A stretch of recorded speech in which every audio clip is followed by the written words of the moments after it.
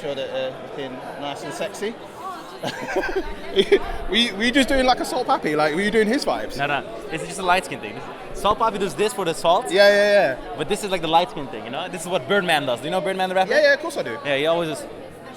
One-handed. What's his record name?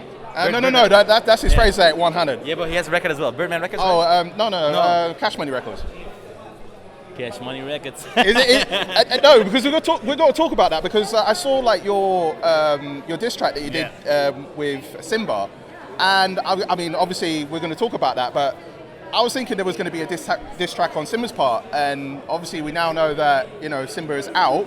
So I mean, talk to me about that process, because I mean like you had the digital face-off and all that sort of stuff. What was going through your mind at that time? So Sim and I, before we started roasting, well, at least before I started roasting, we texted each other. I said, listen, bro, don't take it personally, but I'm going to roast the shit out of you. And he said, okay, let's do it. Let's make a diss track as well. I'm okay, so I keep roasting him. I don't get anything back. Only 2 tweets about his big lips. And then afterwards, I don't see any diss track at all. So I'm like, okay, I'm just going to drop mine because I made one. And you didn't want it to go to waste. Yeah, exactly.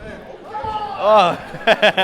Oh wow, that's a Small Spartan Jane and Ashley Raksu. Oh, that was sick, bro. Wow. Hey. Oh, OJ Rose is going in there as well. That is crazy. There's a lot of craziness going on. I mean, but obviously, welcome to Misfits. Thank you. Your debut. So I mean, now obviously, because you'll have like a mystery opponent that's coming. How have you been preparing yourself? Because I know that we've seen like footages of you. Like, we've seen how you were in the beginning, and obviously now you're like killing it on the pads, you're killing it on the equipment that's there. Like, how have you prepared yourself to get to this point? So, first, I had to spar people that were Simba's size. Right. But in the Netherlands, it's very rare to have people with that height, because they're really tall in the Netherlands. So I have more experience in sparring taller opponents. From what I know, you guys don't know who the mystery opponent is. I know. He's taller than me. We will know soon. Exactly, tomorrow. And he's taller than me, so I have way more experience sparring taller people. And I know what to do against them. Okay, so with taller people, it's I guess it's easier for you. But so obviously being a challenge for originally Simba being a similar height, was that going to be a thing like with training that you were going to intensify it just to make sure that you were matching up to getting to the same level so you could get the same height and reach? No, I just didn't have any opponents that are short, so okay. it's very rare there. So I was just sparring bigger opponents to get cardio in, and eventually it went help on my side because now I have a bigger opponent. And we were talking just before we got on camera that you said that you went through intermittent fasting as well. Yeah. Like, how has that been for you in terms of like, even through the whole process? Because obviously dieting is very important. We've seen like your transformation, well done by the way, in getting to this point. Like, what's been like the motivations in doing like fasting and the dieting to get to this point? So I had a transformation from 125 kilos to 84.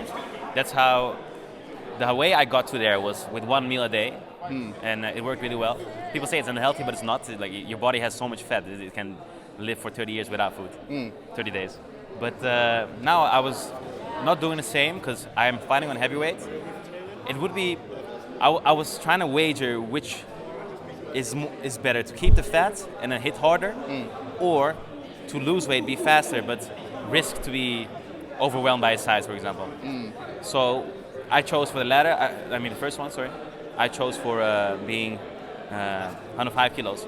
But I was 110, so I dropped down to 105, and I stayed at 105. And I did by eating 2 meals a day. Wow. That's quite inspiring. I mean, I don't know if I have the same motivation in terms of that, but hearing that. Trust me, you get used to it. If people eat like 4 or 5, you don't need that. If you wake up, most people don't have hunger, and they still eat. Just don't eat until you're hungry.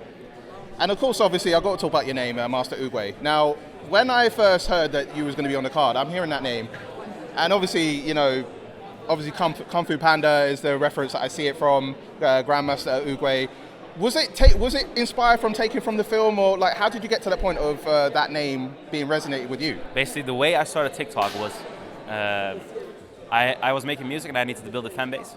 So in order to build a fan base, I did everything in my power. I did funny skits, funny jokes, mainly funny stuff. Eventually, a video of Master Oogway came to my For You page, but it was a quote with text and a picture of Oogway, but no voice, nothing. Yeah. So I said, let me try the same quote, but with his voice by imitating it.